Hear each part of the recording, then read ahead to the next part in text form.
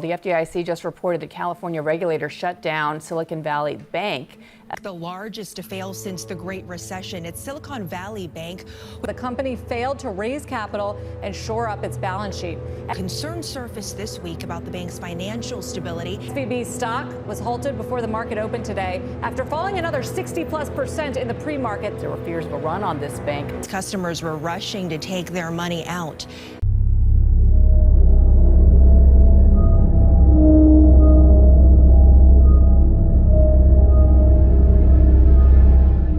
Preparing your business for the next step?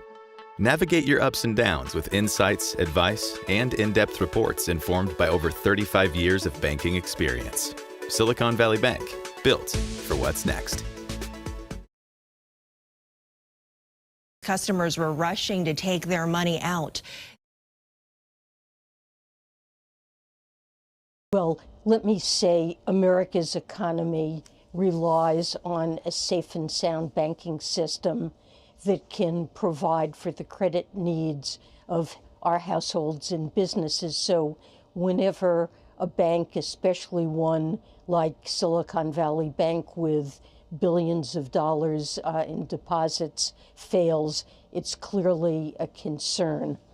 From the standpoint of depositors, many of which may be small businesses, they rely on access to their funds to be able to pay the bills that they have, and they employ tens of thousands of people across the country. We've been hearing from those depositors and other concerned people this weekend. So let me say that I've been working all weekend with our banking regulators to design appropriate policies to address this situation.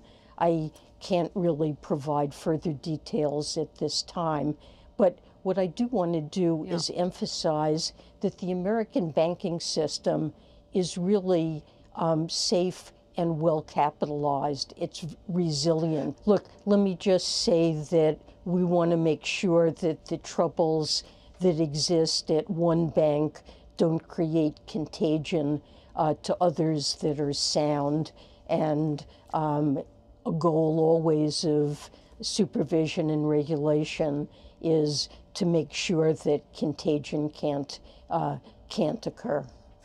Well, let me be clear that during the financial crisis, there were investors and owners of systemic large banks that were bailed out, and we're certainly not looking, and the reforms that have been put in place means that we're not going to do that again, but we are concerned about depositors and are focused on trying to meet their needs. Well aware that many startup firms have deposits and venture capital firms have deposits at this bank that have been affected by its failure.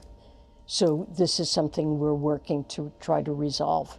That although the tech sector has been suffering from a downturn and has had some significant layoffs, the problems of this bank from reporting about its situation suggest that because we're in a higher interest rate environment, assets that it holds, many of which are Treasury assets or mortgage-backed securities that are guaranteed by the government, lose market value.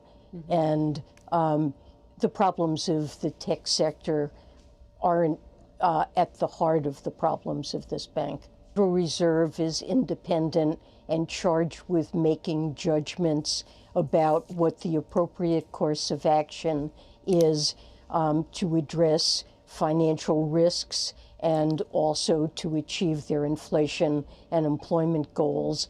And I'm not going to comment on what the appropriate response is for them. They will be evaluating this in the days and weeks to come. So this is really a decision for the FDIC as it decides on what the best course is to resolve this firm. And I'm sure they're considering a wide range of available options that would include acquisitions.